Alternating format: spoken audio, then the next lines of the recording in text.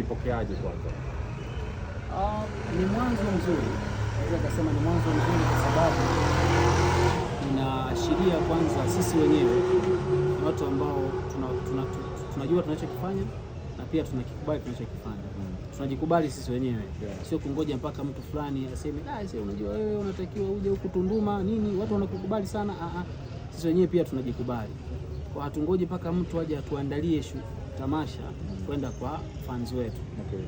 Sisi wenyewe kwa sababu tunaona kwamba tumefanya kazi nzuri na tunazikubali, kwa tumeziandalia mazingira ya kuwaita fans wetu tuje tuburudike pamoja. Kwa naona ni kitu kizuri. Kitu sawa sana. Kwa ni mwanzo mzuri, baadaye naamini itakuja kufikia hatua sio lazima mpaka kuwepo na wasanii wengi sana. Anaweza kawepo msanii mmoja tu akaandaa kwamba bwana mimi naandaa sold out tour. Kwa tushindane, Dodoma mtaweza kufanya sold out wa kwanza au Iringa ndo mtakuwa wa kwanza au Dar ndo mtakuwa wa kwanza. Basi kwa tiketi hizo hapo anzeni kununua tuone. Hivyo yani, kwa hiyo ni kitu poa sana.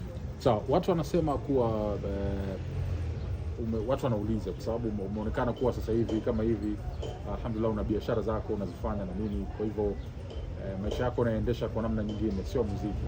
Lakini je, ukipatiwa nafasi ya kushiriki kwenye maonyesho haya utakuwa tayari labda, kwa sababu watu wengi wanaamini kwamba bwana Nura sasa hizi yuko kibiashara zaidi na mambo yake pia. Ile nao ni biashara hiyo. Ile nao ni biashara. Kwa hiyo Ankara ikisoma vizuri. Aisemangi mimi naenda bwana. Siwezi kukataa pesa. Ela ikatalipo pote aise. Sasa. So Nura anasema yuko tayari endapo kama nafasi itakuja ya yeye kuweza kupata nafasi ya kuperform kwenye miaka 30 ya Bongo Flava, basi naye ataingia. Na sasa hivi mzigo ndio unaelekea Mwanza hapa. I hope baadaye ikielekea Dodoma pengine tutapata nafasi ya kumuona Nura, si ndivyo bwana? Jana nilikuwa na ndugu yako Dark Master pale Dodoma na alionyesha kabisa kwamba yuko fiti. Yule ndio godfather wa Chamber Squad. Yaani kwanza naomba niwaambie watu kitu ambacho labda yeye hajakiongea. Ila yule ndio godfather wa Chamber Squad.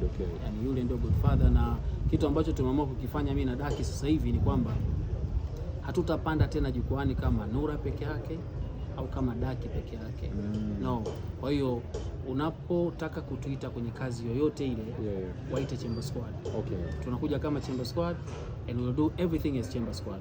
Kwa sababu naamini hata kama Albert hatuko naye, lakini kazi zake zipo, burudani zake zipo, tunaweza tukashare pamoja na sisi tukiwa pale jukwani na nyie, na naamini tutaburudika wote kwa pamoja. NSB same thing, hivyo. Kwa hiyo tuna plan hiyo ya kufanya kama Chamber Squad, na naamini tutafanya kitu ambacho kitawaburudisha watu vizuri sana. Sasa na swali jingine ambalo nilikuwa nataka nikuulize hapa kwamba ulikuwa unafahamika kwa jina la Baba Styles, bwana baba wa mastyle na vitu vya aina hiyo. Sasa unaridhishwa kiasi gani na vijana wa sasa wa rap ambao wanawakilisha sasa hivi, ambao wapo maybe tuseme on top of the game sasa hivi, na namna ambavyo wamekuwa na uwasilishaji wao styles na namna ambavyo ulikuwa unafanya wewe? Nadhani levels ziko the same ama bado kuna namna vitu vifanyike? Well, naomba nirudie hii kauli tena. Simaanishi kubrag, narudia tena kwa mara nyingine, sija ngapi nimeshasema.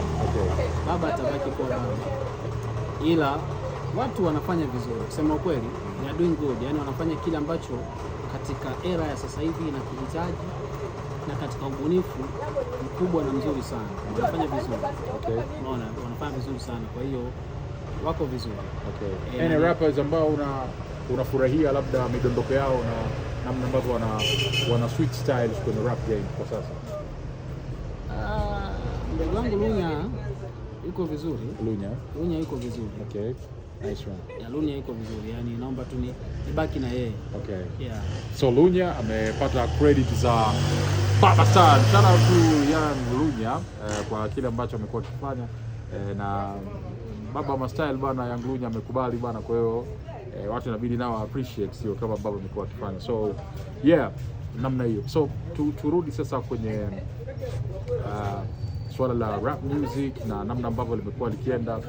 Bado kuna kusuasua kwenye masuala ya mauzo, masuala ya pia ya namna ya ushindani pia. sometimes wanasema kwamba levels pia za kulipana inatokea hata kwenye matamasha, bado inaonekana kwamba watu wa rap kidogo levels zao za kulipwa ziko chini na nini. Unadhani ni kweli kwamba thamani ya rappers haiko kiasi cha kustahili kulipwa vizuri kama ambavyo wanalipwa labda A-list wa Bongo Flava wengine? Unajua, ndo kama nilivyosema mwanzo, mimi mwenyewe niliingia pasi na kujua game inatakiwa kuwa established katika mfumo upi na namna ipi. Kwa hiyo unajua, rappers mara nyingi sana bado ni watu ambao tuko ghetto, umekaa umeshika karatasi na kalamu, umeandika, umepata session studio, umerekodi, wimbo umetoka, basi. Umeelewa? Hakuna promotion strategies, hakuna management strategies, yani hakuna kitu ambacho sasa utakuta mtu amefanya hivyo then boom, ngoma imekuwa kubwa. Sasa malipo ya shows pia huwa mara zote yanategemea na namna wewe unavyojithaminisha. Kwa sababu mtu anaweza akakufikiria wewe ni mtu labda 15M, ukafika pale ukasema mimi mkinipa tu 6M inatosha. Kwa anaona kumbe sisi tulimfikiria juu.